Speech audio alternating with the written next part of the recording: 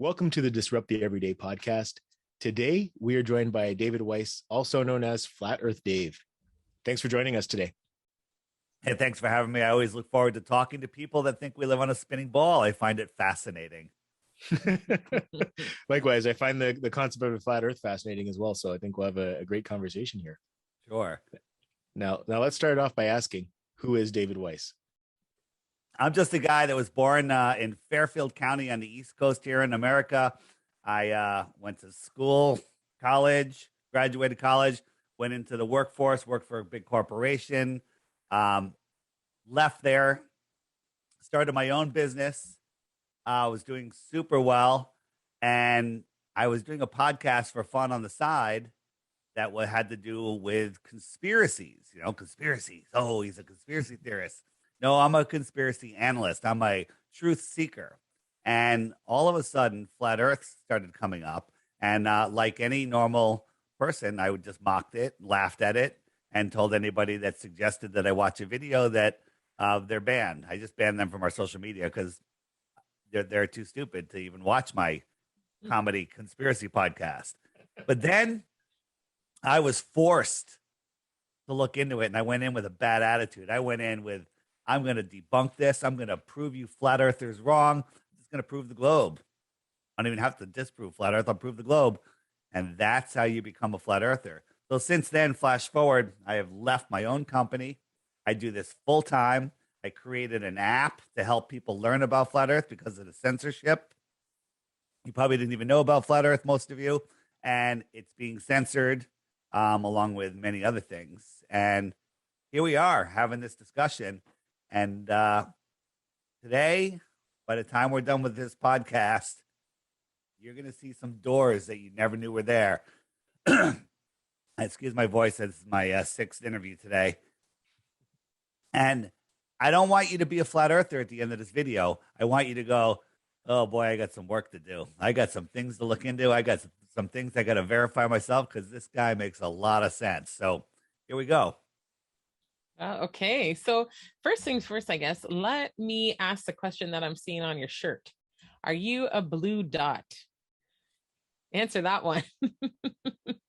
Wow, that's the first time that's happened.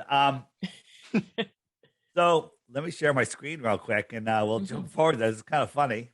I'm glad you asked, of course. Let me see. Well, I mean, it's right there. There it is. You know what? And so this is the app that shows the flat earth. And there's the handshake button on the right. Click that. That's called the Flat Earth Friend Finder. And what that is, these are the flat earthers that are around me. These are flat earthers that are here on the East Coast, right? There's flat earthers all over. If I move over, go to the Midwest, go to the West Coast. Where are you guys located? We're in Ontario, Canada. Ontario, Canada. Where would Ontario be? Would we straight up? Oh, I don't even. Yeah, you just want to go. It'll be over Michigan. Over Michigan. So yeah, I was gonna say with that where you are now, I don't even know where you are. Hey, you know what? You know what I can do? I can go this way. This will show the whole map. So Ontario. I guess we're really close to Buffalo, New York. If you Canada. There we go. Okay. Ontario, ON. Yep. Yeah. So not too many up there, but that's okay. We'll get it. But these are all people that are that have the app and have just logged into the Friend Finder. And one of the things you can do is you can tap on a dot and you can send that person a text message, or I can tap on I have a radius set for 50 kilometers. And if I tap on the button on the top left that says there's 209 people, I can send them all a message going, hey, we're having a flat earth meetup at Joe's Pizza Bar and Grill tomorrow at 4, and it's a way for flat earthers to get together and conspirize together, I guess. Now, I have a question for you. When you were just pulling that up, it said you just pulled up a range of 50 kilometers. Yeah. Being American, why are you measuring in kilometers? Like, I'm very used to kilometers being Canadian, but usually when I mention kilometers to an American, they look at me like I have 3 heads. Because I got tired of arguing with my developer, and it really didn't matter. And it's not just America. There's flat earthers all across the world. Like if I go, oops, I keep hitting the wrong button. If I go to, I hit the flag and say like United Kingdom, they use kilometers over there, right? So I go to United Kingdom, plenty of flat earthers over there in the United Kingdom. So I went with kilometers because I think more of the world uses kilometers than feet. I mean, than miles. Mm-hmm. So, flat Earth is it's a amazing topic. So let's back out of there. Let's find out what flat Earth is and what what the flat Earth isn't. That's more important. And we're programmed from before we can talk that the Earth is a globe. You know, one of the first worksheets that a kid brings home from school is the orbits of the planets and the moon and the sun. So when you think flat Earth, you think this. This is what you've been brainwashed to think flat Earth is: a disk in space with a bunch of other round planets or other flat planets. Right? You gotta clear all of that out of your mind. The flat Earth is not a disk in space. The only people that think that are globe believers that don't even understand what their globe model is. And no offense, but you guys probably can't answer 3 simple questions about the globe, right? We have one of our guys is traveling around the country for like 11 months, and it's everybody. And by the way, I got all the questions wrong when I was originally asked, right? Before I knew about this, I got them all wrong. So here, let's just hit the questions. How many times does the Earth rotate in one day? Very easy question. I don't know. The Earth rotate what, around the sun? No, how the Earth's rotation, how many times does the Earth spin in one day? Once. Very good. You got one. Second question. Okay. What is the diameter of the Earth? Oh boy. Or the circumference?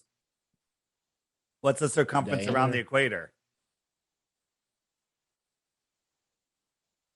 24,901 miles. How fast is the Earth spinning at the equator? Now, that one you can figure out. It goes around once a day. It's just over 24,000 miles. So it's just over 1,000 miles an hour.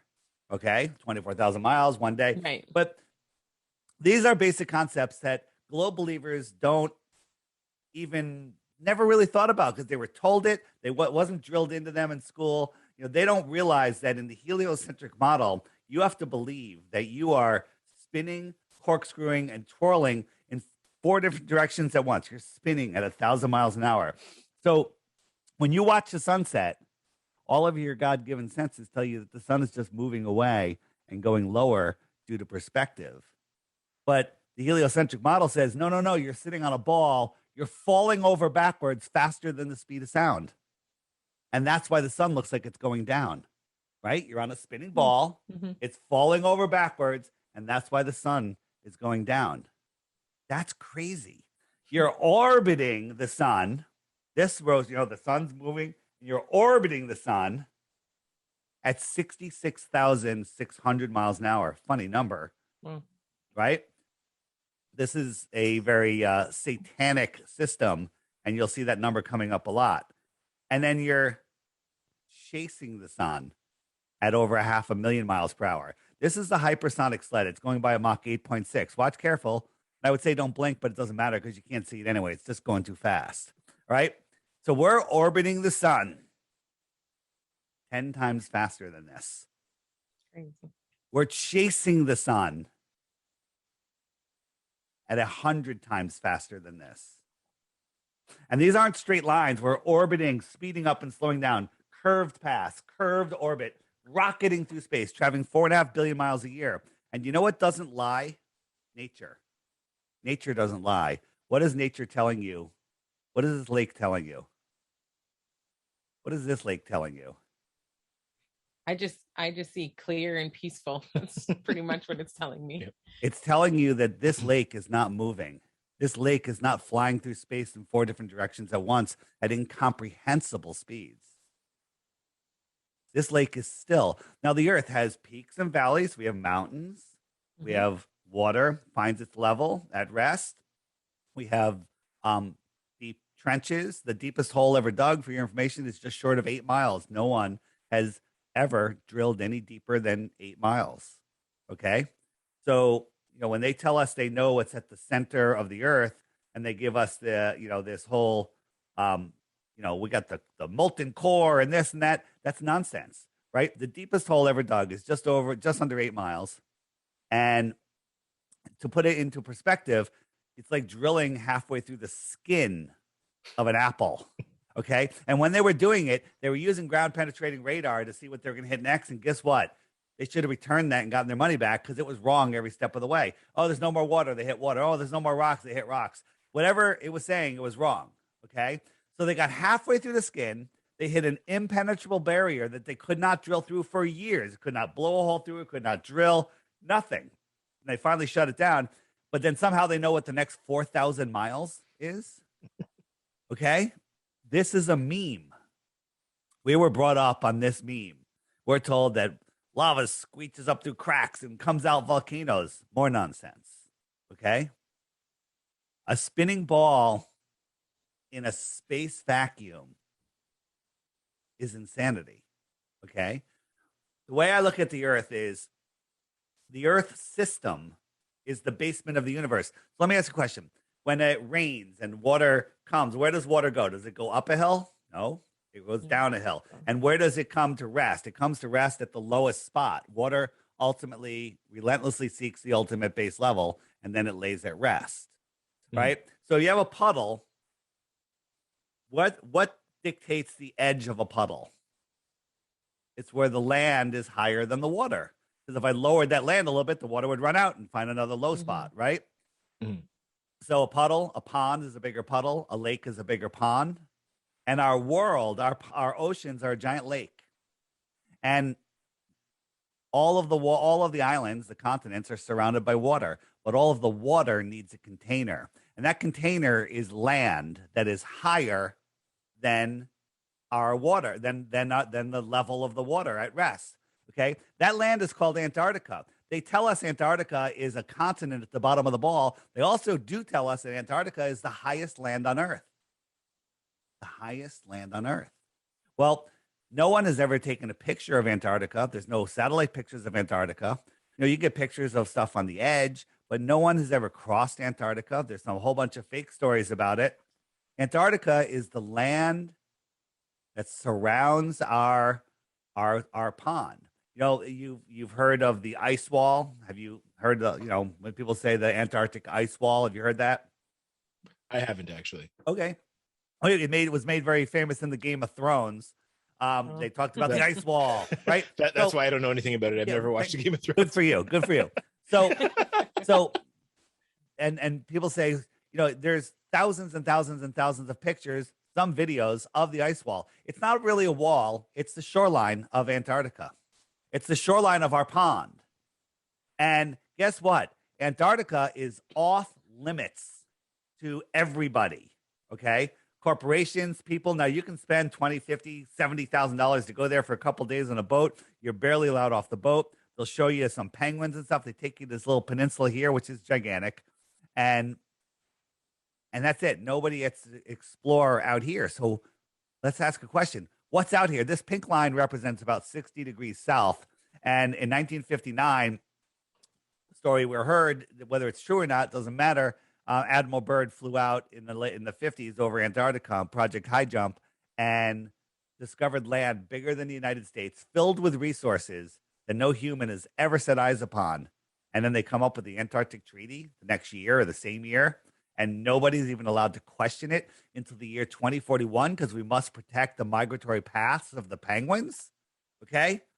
That's before environmentalism was even a word. We're having wars fighting for resources and territory, and they just put Antarctica, filled with resources, off limits. It's the longest standing treaty in history. It's still standing today. And if you go there, you will be stopped by force before you even get to the shoreline of Antarctica. No one is allowed to explore Antarctica. Isn't that weird? We can deforest the Amazon, no problem. Kill the lungs of our planet, but we can't go on the barren ice. What's out there? What's in this out? Antarctica is likely bigger than all of the rest of the world combined. Or maybe it's set up like this.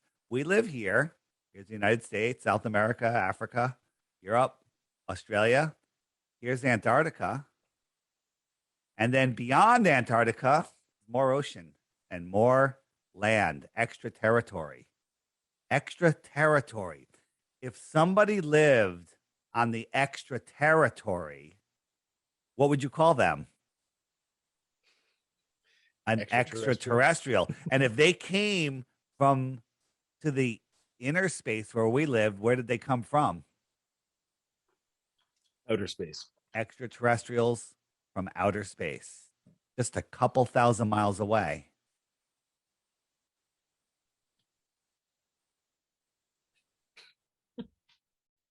Okay, let's look at some more stuff.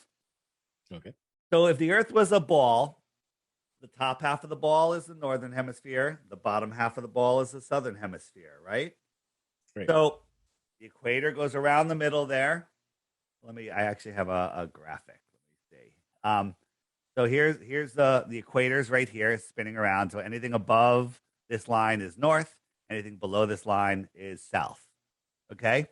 So if you had a two push pins and we're gonna connect them to any two places above this line, would an airplane ever need to cross the equator to get to from a northern origin to a northern destination? Would it ever need to fly below the equator to get there? No, if the both points are above the equator, no. All right. How about 2 points below the equator? Would it ever need to cross the equator? No. Very good. Logically, that makes a lot of sense. So this blue line is the equator, and we have what is that? I can't see it. Santiago. Yeah, that is Santiago. It got really small on my screen. Santiago to Johannesburg. Is that Yep. Johannesburg? Okay, and it goes up to Senegal, right? So it flies all the way up Senegal, sorry, and then all the way down. Why would it do that? If you look at it on a flat Earth map, not have a straight line. Okay, let's look at another one. We got Buenos Aires to Johannesburg. It stops in Amsterdam. Okay. On a flat Earth map, much better route. Okay. Auckland to Mexico City. Why doesn't it fly directly to Mexico City? There's plenty of people in Auckland that want to go see the pyramids in Mexico City, but it goes all the way up to Los Angeles. On a flat Earth, pretty much a straight line. Right? Again, Sydney to what did one say? Montevideo. Montevideo. It goes all the way up again to Los Angeles. Right? Sydney, Los Angeles, Montevideo. These are actual plane routes, and they cross the equator again twice. Why don't they just stay on the bottom of the ball? Right? So here is that's not the one I wanted. Here is, if I could find it. Santiago to Australia goes all the way up to the East Coast, West Coast, and then all the way back down, crossing the equator. Okay? But if you look at it on a flat Earth map, kind of goes up and across. Never, ever is there a flight from a northern location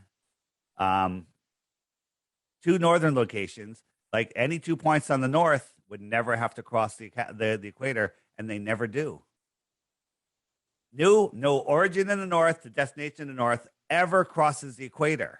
Okay, so when we look at a flight like this, so you get the latitude and longitude of these two southern origin and destination, and take equal northern latitudes, find two airports at equal northern latitudes. Never, ever does the plane dip down into the south and then go back up.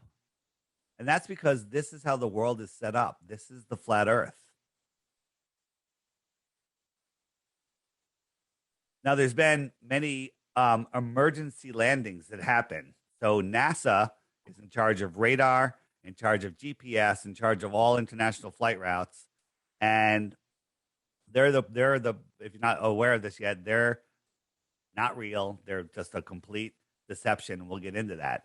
A flight from Taiwan to Los Angeles, right about here, there was an emergency. Somebody was having a baby or having a heart attack. I'm not sure what it was. And they say, we need to land immediately. And they were told to go where? Where would you tell them to go? Hawaii. Probably Hawaii. That'd be good. Or maybe go all the way to Los Angeles. Nope. They sent them thousands of miles out of the way to Alaska. Why would they do that? Taiwan, emergency, Alaska. Hawaii's out here.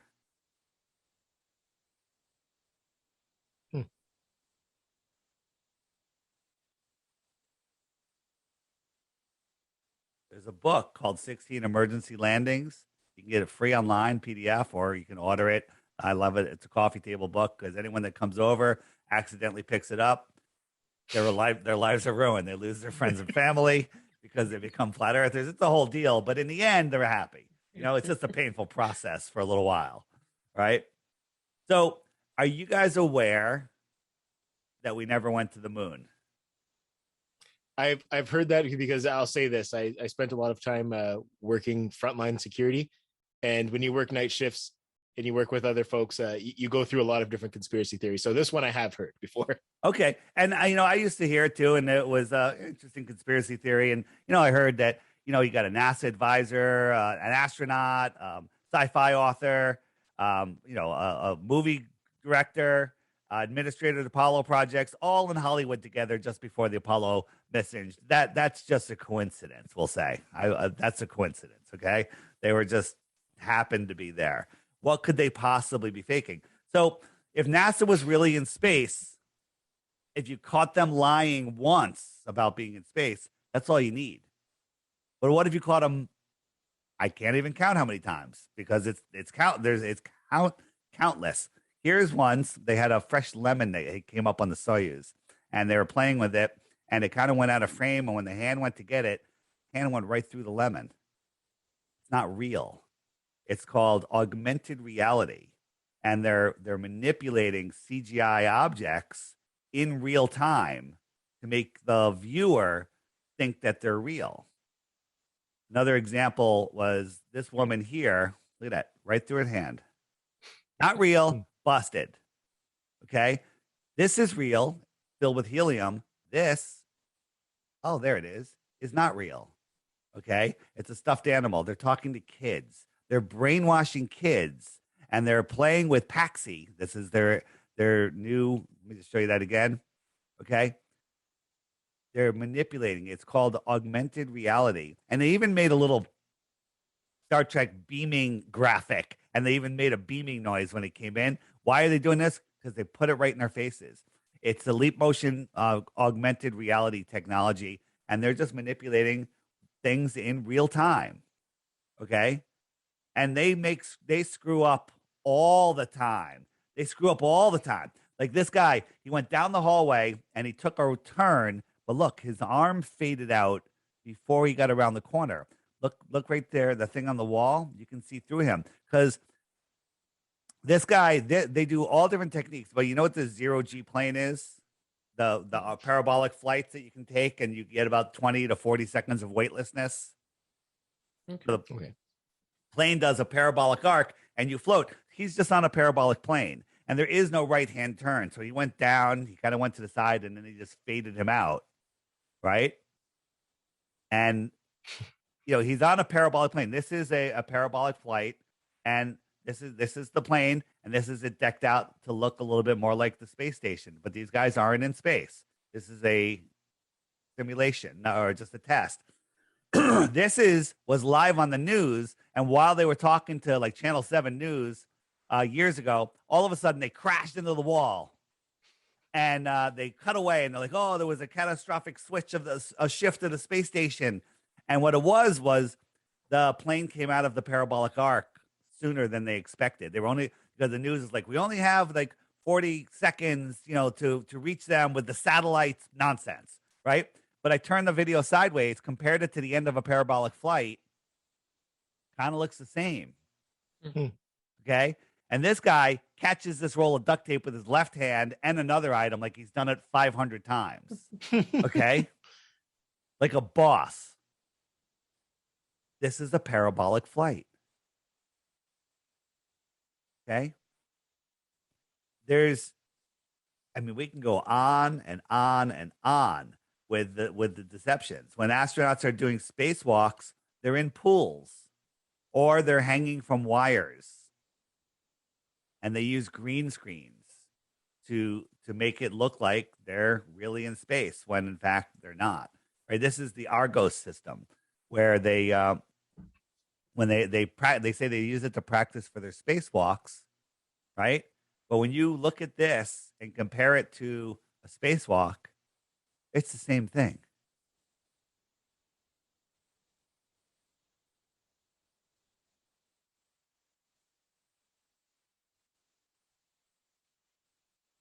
Questions? No, none yet. So the International Space Station, I've seen it go by. I got the tracker. Hey, we're going to get a good view of the space station tonight. I went to the top of a hill, showed up right when it was supposed to. I see this bright light on the horizon. Took about 8 minutes to get across the sky, maybe even less. And I'm like, how is the sun reflecting off of that brighter than any star in the sky? You know, it's like 10 times brighter than even a planet looks. Like, how is the sun reflecting off of something to my eyes perfectly without it even flickering? You can't get something to reflect in one direction as it's moving. And it's moving 17,000 miles an hour in that 8 minutes. It should have been over California before it was gone for me. Okay. But it wasn't. It was only visible here. That tells you it's something smaller, something closer, something moving slower. Right. And did you know that the International Space Station, the most technological advanced vehicle or whatever you want to call it, was never assembled on Earth? It was just put up into the sky, and they never took any photos or videos of it being assembled. Not one. You just get this animation. And it's an impossible structure, right? You know about NASA has the biggest vacuum chamber on Earth. They can't even get all the air out of it. The walls are 10 or 11 feet thick, steel and concrete. And if they sucked any more air out of it, it would collapse. But this tin can somehow is in a complete vacuum, and everything's fine. Everything's fine. And also, anytime there's a problem on the space station, it's something on the outside. So they have to do a spacewalk, and they're out there with the wrench for 8 hours, and they tighten one nut and they fix it. Okay. How many things are on the outside of a submarine? Nothing. Everything's on the inside. Why is everything on the outside on the space station? Right? It's because it's all nonsense. It's all fake. Nobody is in space. Every rocket that you've seen gone up doesn't have any people on it. It goes up and it goes out and it goes away. Have you watched any of the SpaceX launches? I haven't actually. Right. Well, if you watch here's one that went up last year, and I call this the Tupac rocket because it's a hologram, not real. And you can tell it's a hologram when there's no smoke trail. You see all the smoke come out of the ground, but then you have this perfectly clean flame. Where's the smoke? What kind of fuel are they using? But something went wrong, right? So they always zoom in, you don't see, but something went wrong, and watch the top of the rocket. Now, we were zooming around on some photos of NASA's property, and we saw these big spotlights, and we zoomed in on one of them, and we got the serial number or the company name, and we looked it up. It was a holographic projection company. Why does NASA have holographic projectors on their lawn?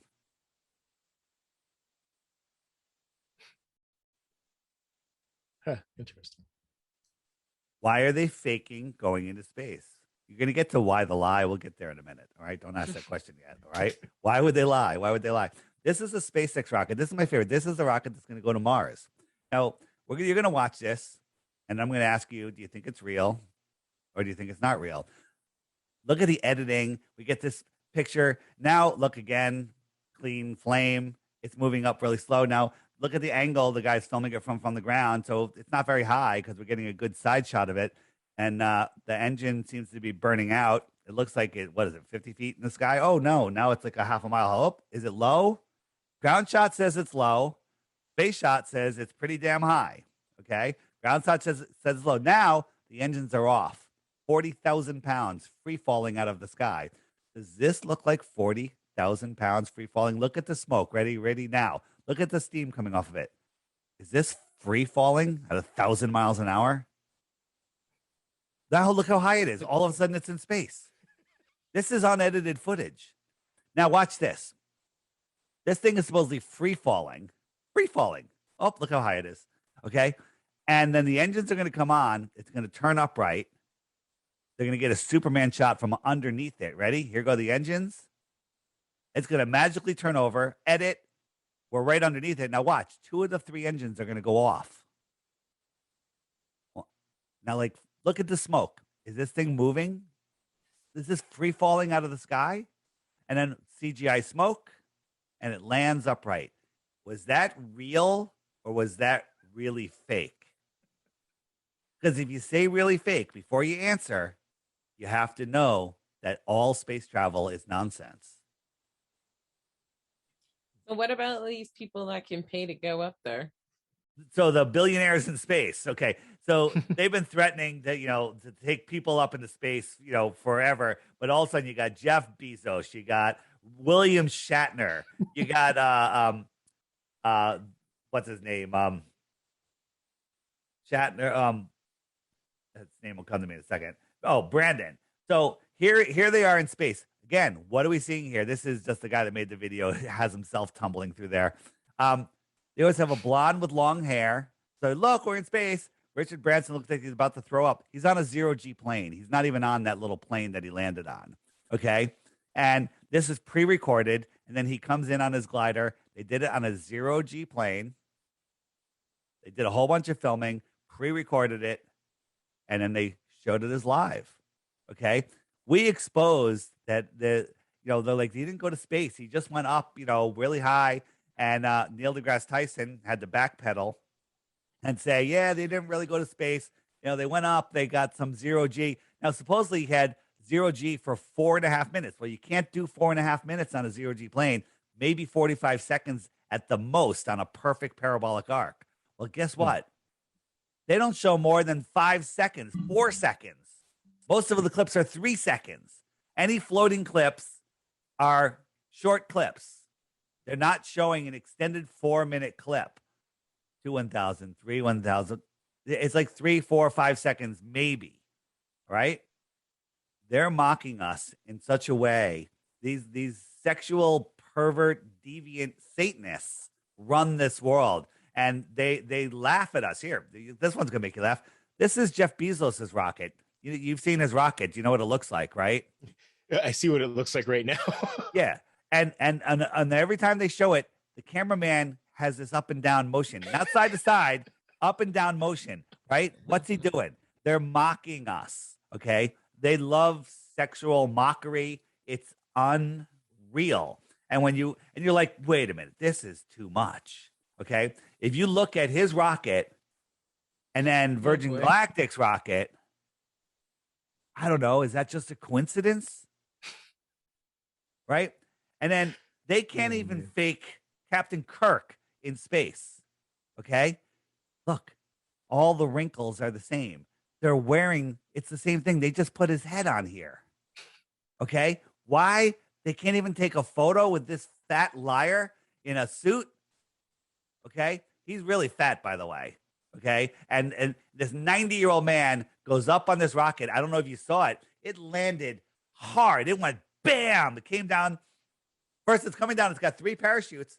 But then when it landed, there was only 2 parachutes. They can't even get the filming of it right.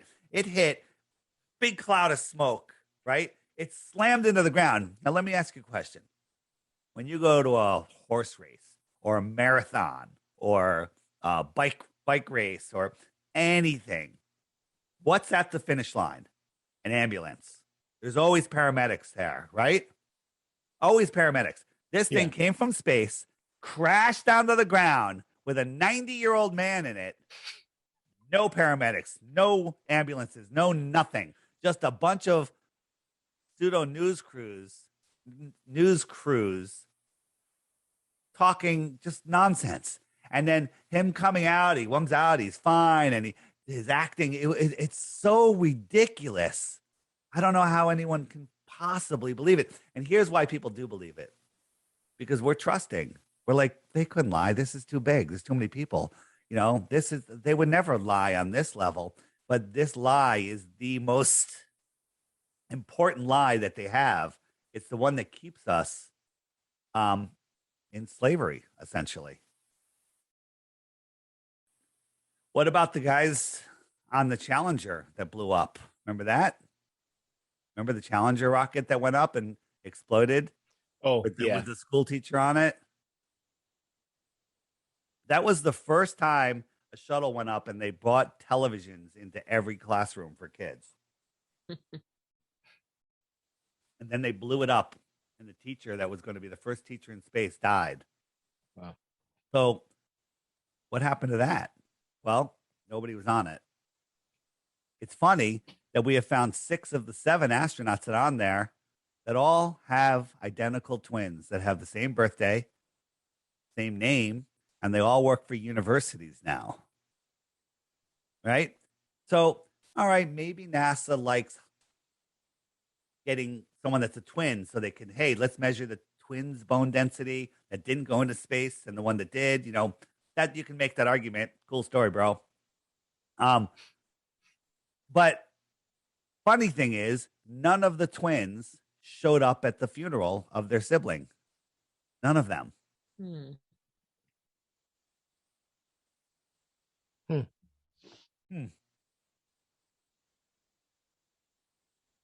If you were brought up and they taught you that the earth was flat and stationary, just like every sense we have tells us, and that all of the luminaries in the sky turn around above us and reset every year.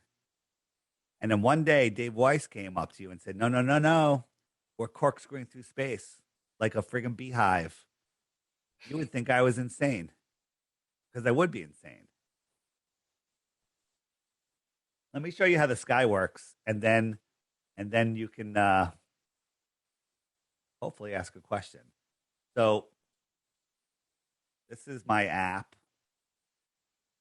and if you Google flat Earth, you're going to get all nonsense. You're going to get their shill videos.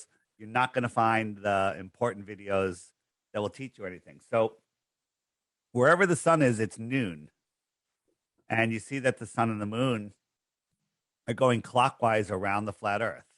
And you just saw the moon jump back. That's just because we changed days. And I'm going to speed it up, and you'll see that the sun laps the moon once every 28 times around. So the moon is now in a new moon phase, and after another lap, it'll come out. It'll be a waxing crescent. And as the sun gets ahead of the moon will grow in size.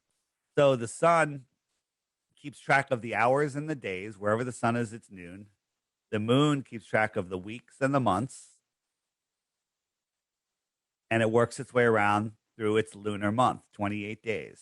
There used to be 13 months of 28 days, but they hijacked our calendar. We slow it down. I'll turn on the stars. You'll see the stars also go clockwise, right? Even though they tell us that the moon is going in the opposite direction of the sun and stars, but for some reason, everything rises in the east and sets in the west, stars, moon, and sun. All right. So the stars are going slightly faster than the sun, slightly. So slightly that unlike the sun that laps the moon every 28 days, the stars lap the sun once a year. So right now we're in this constellation. Next month we'll be in this one. The following month will be in this one. And then it works its way around. Next year, same night, same day, same time. The sun will be exactly here in this constellation. And that's where the sun, that's how the stars work. So the stars keep track of the seasons and the years. Speaking of seasons, let's talk about how seasons work. This inner yellow line is the Tropic of Cancer. You guys have heard of that. And the outer yellow line is the Tropic of Capricorn. And this red line in the middle is the Tropic of Cancer. So right now, the sun is migrating out towards the Tropic of Capricorn, right? So let's jump forward to November December, end of December, which is beginning of January, that's when the sun is out over the Tropic of Capricorn. Now, South Africa is having their summer because the sun is directly over them. It's close to them, closest high in the sky, like a street light over your head versus a street light down the road, which is lower in the sky, farther away. Central America is having their summer. America is having their winter, right? And Florida is pretty close. It's still it's still nice in Florida because it's not that far away. It's almost in the tropical zone, which is in between the yellow lines. Cold in Connecticut. Australia is having their summer because the sun is high in the sky. It's close to them, right? Imagine you got two street lights on a street, 50 yards apart, whatever, 100 yards apart, and you're standing under one. That's your summer sun. The one that's over there is your winter sun. It's lower in the sky. It's farther away, right? So now I'll jump the sun to June, January. So in June, the sun is all the way in that inner track, right? Guess where it's really hot in America? Miami, because the sun goes right over Miami. It goes right over South Mexico and Southern California. It's hot. Connecticut, not bad. I'm in Connecticut. You know, the sun's as close as it's going to get. Sun's high in the sky. I can feel the heat of the sun. Even though in the heliocentric model, they tell us that the sun is 3.5 million miles farther away from us in our summer. 3.5 million miles farther away, but that sun is hot. Even at sunrise. Where are you guys located? We're in Ontario. So we're in Ontario, so it's never warm. So it's never warm. Okay. So, and that's because you're farther away from the sun. You're all the way in here. Okay. So the closest the sun is ever going to get to you is over Miami. That's the closest it'll ever get to you. So it's farther in the sky. You go to Miami in June, the sun is at noon is directly over your head. You hold a stick up, there's no shadow because it's directly over your head. Okay. So one thing before I turn this off is the Arctic is the north and the Antarctic is the south. Well, the north is the center. So anything inside of this yellow line, we'll call it the Arctic region. And anything outside of the Tropic of Capricorn, we'll call it the Antarctic region. So let me just speed it up. If you're in the Arctic region, what's the sun do? It's arcing around you. You see that? It's arcing around you. But if you're in the outside this line out here or out here in Antarctica, what is the sun doing? It's not arcing around you. It's antarcing. It's coming towards you and going away. It's antarcing. The Antarctic and the Arctic, they're telling us exactly what's happening with the Arctic and the Antarctic. So real quick, and then I'll get out of the app. Every day there's a new featured video, and this is what I tell people. I'm offering 3 Bitcoins for 1 proof of the globe. If you think I'm crazy, it's just because you've been programmed, right? 1 proof of the globe, you win 3 Bitcoins, okay? 3 Bitcoins. But what you have to do is watch the featured video every day for 2 weeks. Short videos during the week, probably longer ones on the weekend, depending on what I come up with. And at the end of that 2 weeks, if you think the Earth is the globe and you have a proof, you can send it to me. But before you do, you have to hit the question mark. And up comes the top questions you're going to ask. Hey, what about tides? What about seasons? What about eclipses? If you click what about eclipses, up come a playlist of videos that YouTube doesn't want you to see. They don't want you to find these videos. They're still there for now. But if you search them by name, they won't even come up. Okay? They're shadow, it's called shadow banning. Yeah, right? That's not unusual at all. So yeah. Well, it's because they don't want whatever you find that they're censoring, follow that trail because that's something that they're lying about. Tons of other resources in here. Like our video will be here under interviews. The map that I showed you, the app map is here, the one that shows you the whole world. Mud floods on the right there. I don't know if you looked into mud floods, but the true history of our world, everything's a lie. There is an advanced civilization here in the 1800s and before, far more advanced than we are now. But there was a massive reset that happened. Full-length documentaries down at the bottom there, bottom center. That one, it just great videos. Like, hey, instead of turning on TV or going out to the movies or renting a movie, hit one of those. Get the popcorn out. They're awesome, well done videos. If I hit the full length videos, these are great full length videos that will blow your mind when it comes to flat Earth. And I always tell people, if you can get through even 3 of those videos, look, little censorship right there. If you can get through 3 of those videos and not be a flat earther, I don't know what to say other than you're probably too fluoridated or something. I'm not sure. There's books in here. There's flat Earth merchandise. If you're a flat earther, you're always looking for cool flat Earth things. There's all sorts of stuff. There's images that you can access when you're trying to teach people about flat Earth, like this. You believe we went to the moon in this? Look at this thing. Look at this thing. Are you looking? Okay. Oh, man. Did they buy the stuff from Lockheed Grumman or did they go to the arts and crafts store? Okay. Tinfoil, cardboard, paper mache, tape, curtain rods. Look at this. Look at that. Just look at that. That's on the moon. That's an official NASA photo. Okay. Look at this. $34 million in 1964 built the SR-71 Blackbird, most aerodynamic aircraft in the world. Look how slick that thing is. It's a razor blade. And then in 1972, for $50 million, they built that homeless tweaker shelter, okay, that took men to the moon. Okay, here's the thing. You guys have these beliefs. I'm not picking on you, but I ask everything I ask you. I was like, have you ever looked? No, I never watched. No, I didn't look. But people hear the stories. They're like, oh yeah, that's really cool. And then they just believe because you're good people. You want to believe that there isn't this much deception in the world. Okay.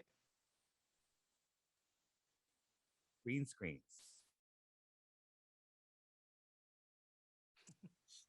The National Buoyancy Lab is where they do all of their training. And then they show us what's on the bottom. Many times we see when they're doing spacewalks, we see the bubbles. They see bubbles in space, little bubbles escape, right? Tons of stuff. Photos of Earth. Which one do you like? Which fake picture of Earth do you think looks the best? Right? Tons of stuff. Right? Whoops.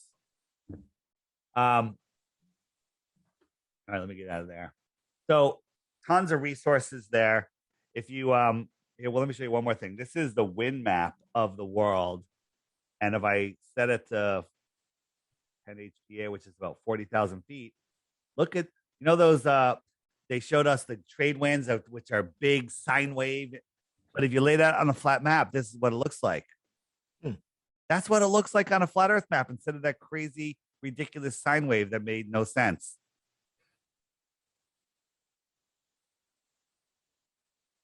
Pretty cool. Interesting. So I guess the question I have is looking at the flat Earth theory.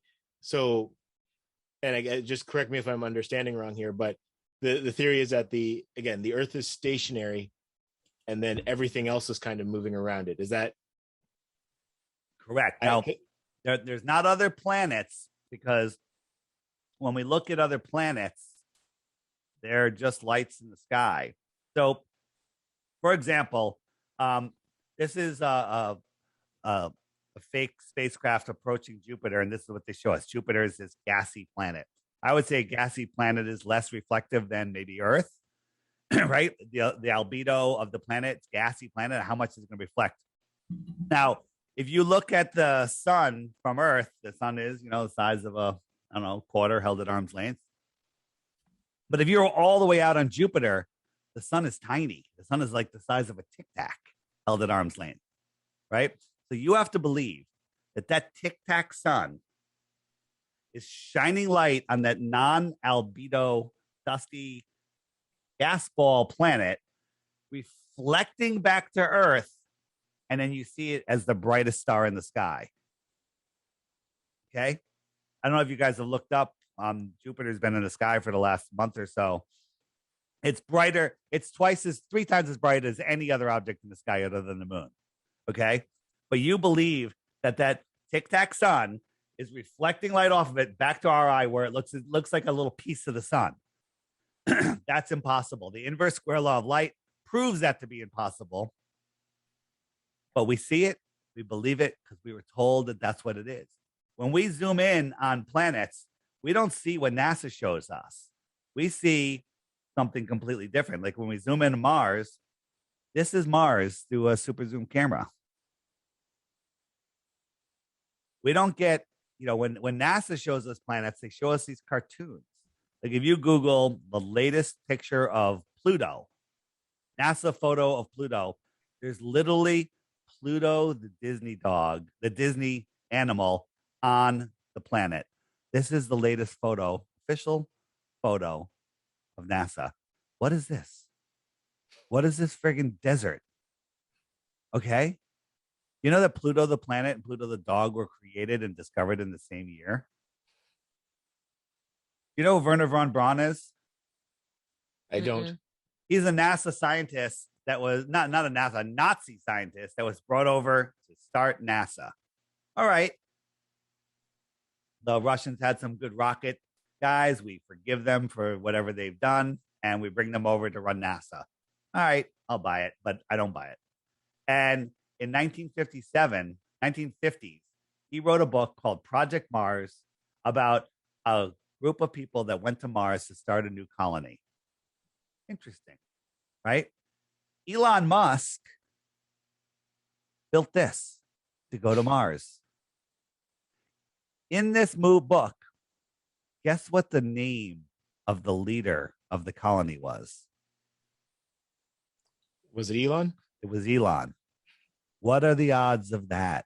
And Elon said a couple months ago, he tweeted, I think I want to redesign our Mars rocket and make it pointier.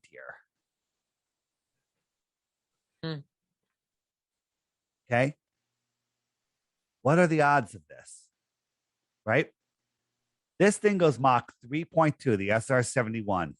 Any faster, and the wind turbulence rips it apart. It's like a razor blade. You know why it's black and doesn't have any paint on it? Because it gets so hot, the paint would just burn off. Like it's outside, heats up to over 500 degrees, flying at Mach 3.2. This inflated garbage can supposedly goes 25,000 miles an hour. 2,000, 25,000, right? 10 times faster on its way into space. It's got PVC pipes running down the side of it. It's got blunt noses. If you look at the way it connects, it's literally a flat plate. It's not a razor blade. It's a garbage can. I doubt it could go 100 miles an hour. And when the shuttle comes in, it has to come in just right because of the heat shield, right? It's coming in at like, I don't know, 10, like well under the speed that it went out at. But on the way out, it doesn't need a heat shield. On the way in, it does. Okay.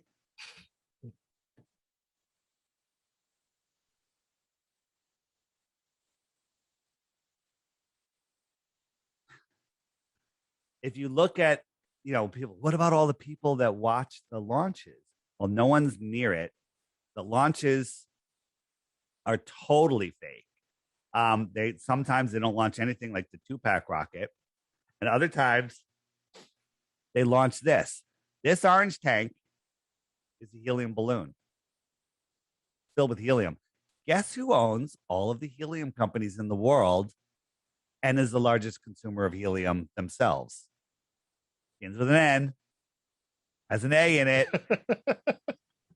Another A. Go figure. Okay.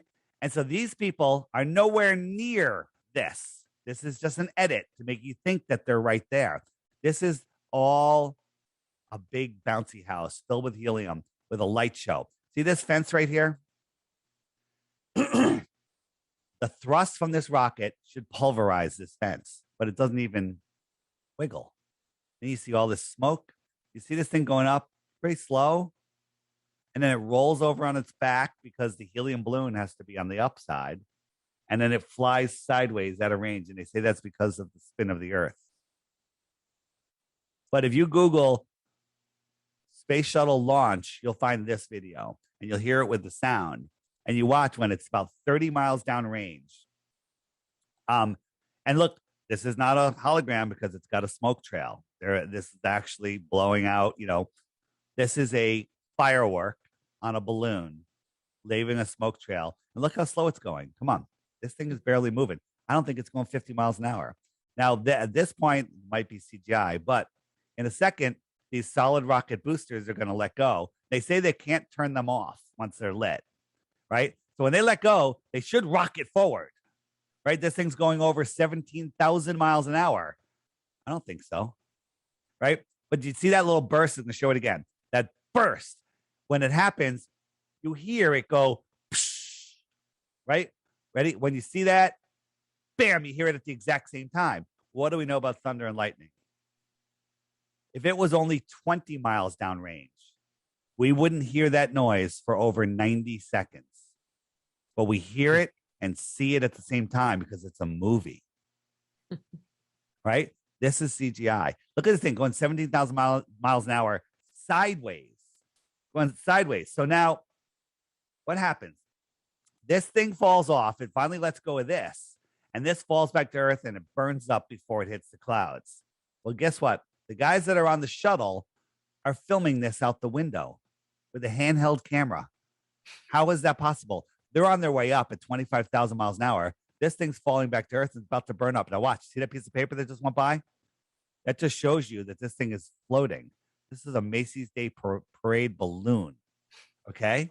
Another piece of paper is going to come by right here to show you that it's barely moving. It's just drifting in the wind.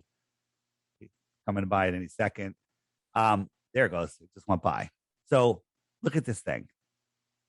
This is going to burn up before it gets to those clouds. I think that they're filming up, looking at the clouds, and they're just making you think that it's down. And there's a helicopter following this. Or even another balloon with people on it. I don't know.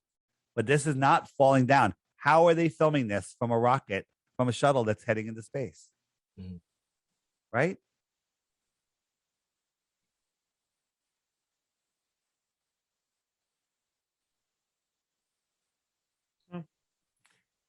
It's a lot to take in, and it destroys your world foundation.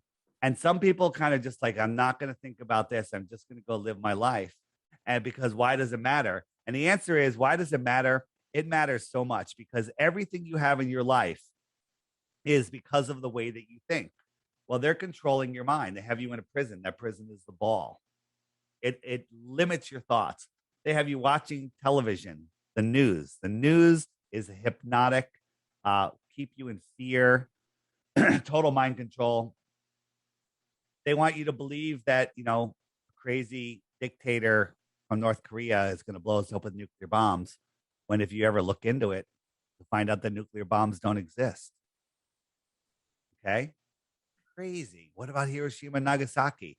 3 days later, the sandwich shops were open, the trains were running, people were back to work. Flowers are being sold on the street. Does that sound like a nuclear bomb? There was an explosion. It was all TNT, fire. That's it.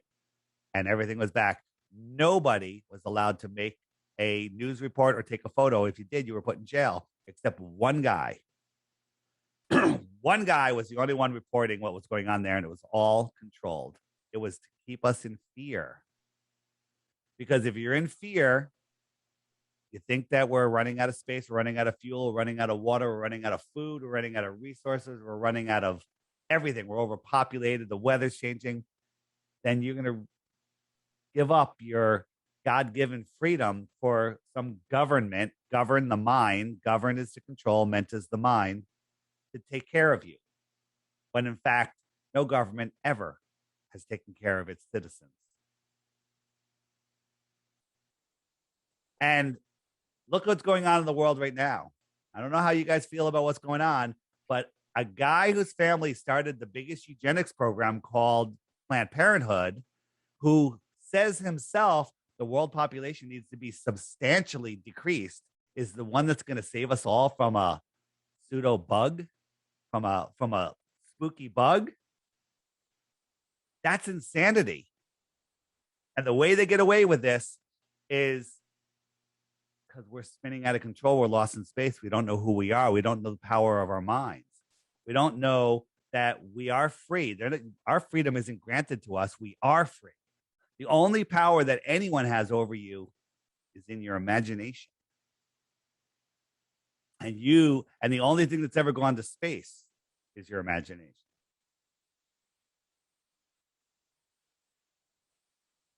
Well, on that note, this was a lot to take in. Yeah, definitely a lot to take in. So here's my suggestion, and you guys seem to be listening and weren't asking questions, so I kind of just went on. If you Google flat Earth, you don't even need to. Just remain a baller because you're not going to find the information. Check out the app.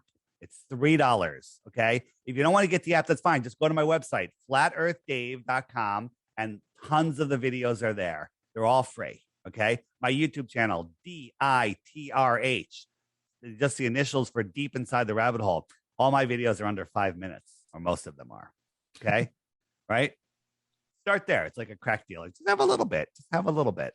Right. Have a little bit. Have a little bit. All right. And then if you think I'm crazy, come collect your Bitcoins. But I warn you, if you really try, you're going to end up being a flat earther and lose your friends and family for a little while until they come around. So that's all I got to say about that. Don't let them control your mind with cartoons, because that's what they do.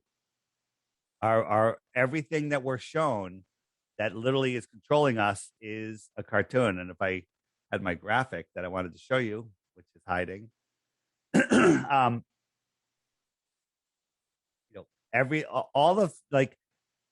question you have to ask yourself is, why do I believe in space travel? And did they show me anything other than cartoons? And the answer is, before you could talk. And no, they haven't. Here's the graphic I wanted. They're controlling our mind with cartoons. None of it is real. It's a lot to take in, right? Because we want to trust people. You want your parents. You want to trust your parents. They're probably trustworthy. The government is kind of like our parents, like the big parents of the whole country, but they're not. They're evil. Maybe not everyone in government, but anyone in any position of power is corrupted. And so if we ever get our freedom back, even for a little bit, the question is, how long can we hold on to it if we're spinning out of control, lost in space, think that we're on a speck flying through a godless or distant God universe, when in fact we're at the center of creation. This place is intelligently designed and there is a creator. They don't want us in a position where we can't deny creation. Right? They want us believing we came from a big bang, bam, and everything just turned into planets and suns, and lightning struck, it created an amoeba, and it had a monkey, and the monkey had a human. That's what they want us believing, that we're insignificant in an insignificant spot in an ever-expanding infinite universe, godless. They don't want us knowing that we're at the center of creation and we have amazing powers, and that it all used to be here over 100 years ago. I interviewed a woman, real quick, named Ruth, 102 years old, about the World's Fairs. Her memory was so good. I asked her about what they taught her about the Earth in elementary school. She said, they taught me the Earth was flat. In the 1920s, in Connecticut public schools, all across the realm, they were teaching flat Earth, even through the 1930s and into the 1940s. And there's still some places on Earth that teach it today.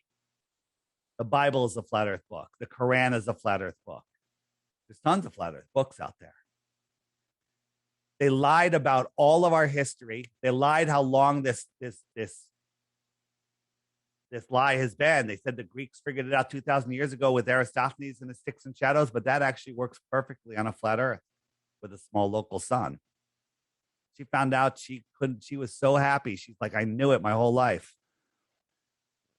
So again, if you want the easy way to learn about flat Earth is get the app, watch the video every day. Just while you're having breakfast, watch the video. And what will happen is you'll watch another video and you'll watch another video, and then you call into work sick. Like, I can't come in today. I got to watch more flat Earth videos. Okay. And then you'll wake up, and then you'll start seeing this. And, if you're unsure about the app, just go to the App Store and read the reviews. The reviews will tell you, the reviews will turn you into a flat earther, right? Are you a blue dot? Are you a blue dot on the map, right? That's what this is about. There you go. Well, yeah, you answered the next question I was going to ask, which was where we can find out more. So that's, that gives us a lot to, again, you use perfect analogy there when you talk about the rabbit hole, because there's so much there. The Flat Earth Sun, Moon, and Zodiac Clock app, which you'll probably forget, the easiest way to remember, and there's a fake one in the Google Play Store, so watch out for that. Make sure it's by Blue Water Bay. But the easiest way, Flat Earth Dave, flatearthdave.com. The link to the app is there. There's lots of videos there. Listen to my podcast. If you have a long commute, like some audio to listen to the Flat Earth podcast. Start from the beginning. Get through 5 episodes, and you too will lose your family and friends because you'll be a flat earther. Oh, man. Well,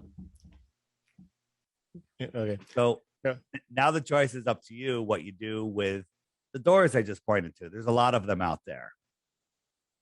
Right? There is. Well, awesome. Thank you so much, Dave. This is a fascinating conversation. I appreciate it. And, there's a new rabbit hole to go down.